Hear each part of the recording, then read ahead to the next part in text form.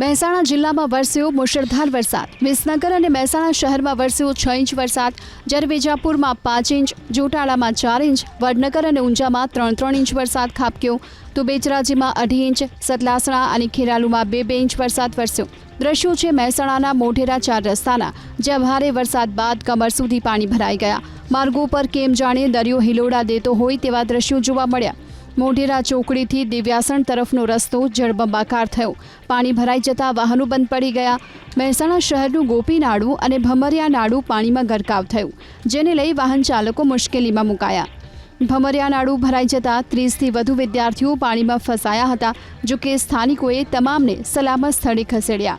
મોઢેરા અંડરપાસમાં પણ પાણી ઘૂસતા વાહન ચાલકો માટે અંડરપાસ બંધ કરવો પડ્યો। વિસનગરમાં પણ સવારે 10 વાગ્યાથી બપોરે 12 વાગ્યા સુધીના 2 કલાકમાં જ 4.5 ઇંચ વરસાદ વરસી જતા ઠેકઠેકાણે પાણી ભરાઈ ગયા। માયા બજાર, ગોલવાડ સહિતના વિસ્તારો પાણી થયા। વરસાદને લઈ વિજાપુરનો ટીબી રોડ પાણીમાં ગરકાવ થયો। માર્ગો પર પાણી ભરાતા વાહન ચાલકો મુશ્કેલીમાં મુકાયા।